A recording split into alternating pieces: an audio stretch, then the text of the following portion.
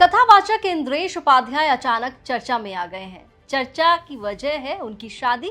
इंद्रेश उपाध्याय की शादी से जुड़ी रस्मों के वीडियो सोशल मीडिया पर वायरल हो रहे हैं। कौन है कथावाचक इंद्रेश उपाध्याय, किससे हो रही है उनकी शादी, सब कुछ बताएंगे हम आपको इस खास चर्चित शो के स्पेशल शो में चर्चित चेहरा में आज की कहानी इंद्रेश उपाध्याय की। मैं हूं अनुराधा तंवर और आप देख रहे हैं न्यूज तक। यूपी के वृंदावन में कथावाचक इंद्रेश उपाध्याय की शादी का जश्न देखने को मिल रहा है। इंद्रेश उपाध्याय की शादी जयपुर के ताज होटल में 5 दिसंबर को हो गई, लेकिन विवाह से पहले की रस्में जैसे हल्दी और संगीत वृंदावन के रमन रेती स्थित उनके आवास पर निभाई गई। इंद्रेश महाराज की धूमधाम से घुड़चढ़ी हुई। इस दौरान इंद्रेश उपाध्याय ऑफ वाइट शेरवानी में सजे पगड़ी पहने इंद्रेश महाराज बारात लेकर जयपुर के लिए रवाना हुए।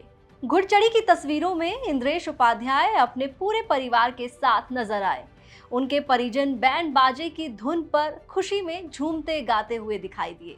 घुड़चढ़ी के दौरान वहां मौजूद आसपास के लोगों की भीड़ लग गई।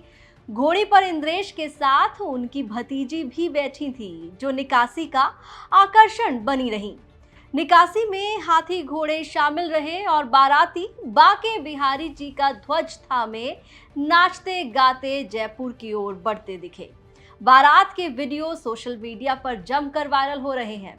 इंद्रेश उपाध्याय का जन्म 7 अगस्त 1997 को यूपी के वृंदावन में हुआ था।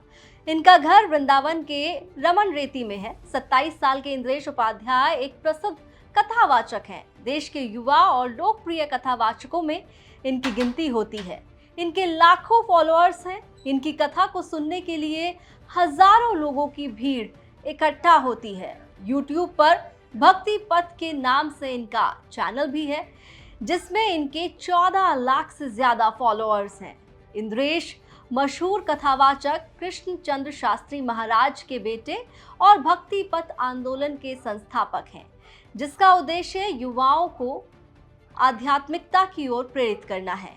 इनके प्रवचनों और भजनों को लाखों लोग सुनते हैं और ओवरऑल सोशल मीडिया पर बड़ी फैन फॉलोइंग है। इंद्रेश उपाध्याय की शादी हरियाणा की रहने वाली शिप्रा के साथ हो रही है। शिप्रा मूल रूप से हरियाणा के यमुनानगर की रहने वाली है। शिप्रा के पिता पंडित हरेंद्र शर्मा यूपी पुलिस में डीएसपी रह चुके हैं। फिलहाल उनका परिवार अमृतसर में रहता है। दोनों परिवार सालों से एक दूसरे को जानते हैं, जिसके चलते दोनों परिवार की सहमति के बाद ये रिश्ता तय हुआ है। इंद्रेश महाराज का ये विवाह धार्मिक जगत की नहीं, बल्कि मनोरंजन और कला जगत की प्रमुख हस्तियों का भी संगम बनने जा रहा है।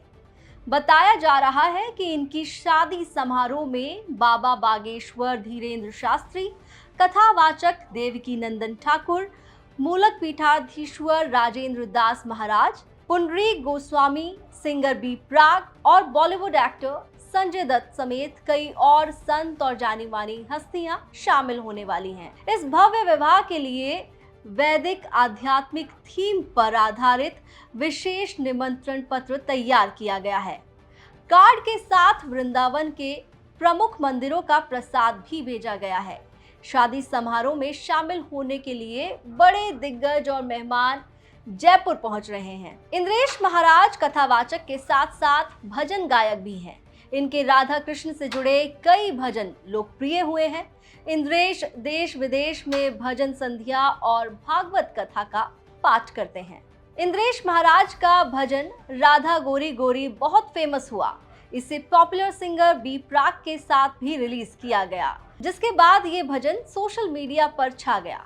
इसके अलावा गोविंद मेरो है, गोपाल मेरो है, प्यारो वृंदावन, राधा राम नाम, हरे हरे जैसे इनके कई भजन लोकप्रिय हुए। इनके भजनों को सुनने के लिए वृंदावन में हजारों लोगों की भीड़ देखने को मिलती है।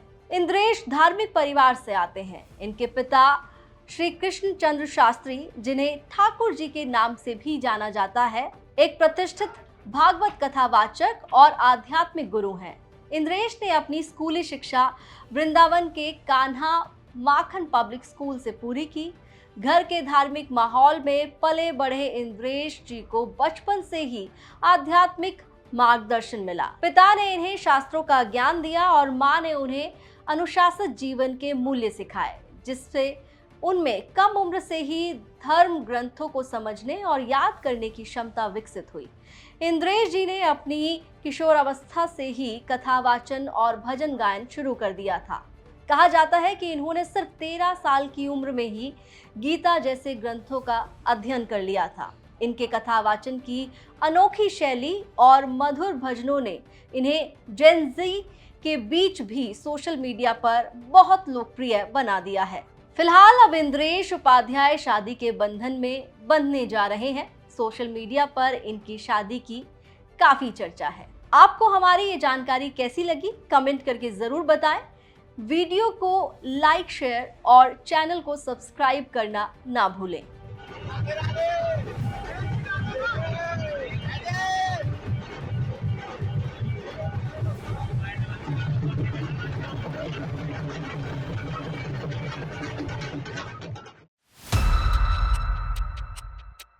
विकसित भारत कब तक हम बन पाएंगे?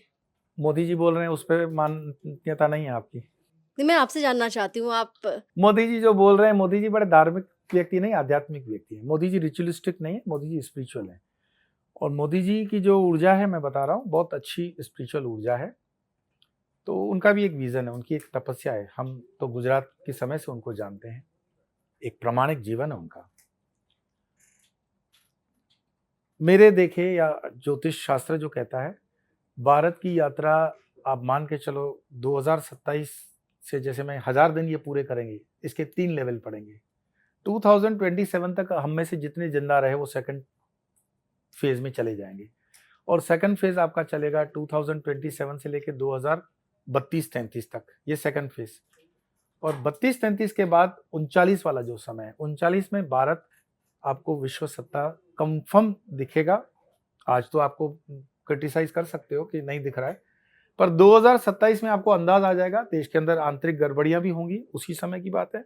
2032 कोई बहुत दूर नहीं है, 8 साल की है चीज, आपके रिकॉर्ड पे रहने वाली है। हम 32 के दौरान विश्व के तीसरे नंबर की सत्ताओं में आ जाएंगे हर चीज में। अब इससे ज्यादा आपको क्या चाहिए?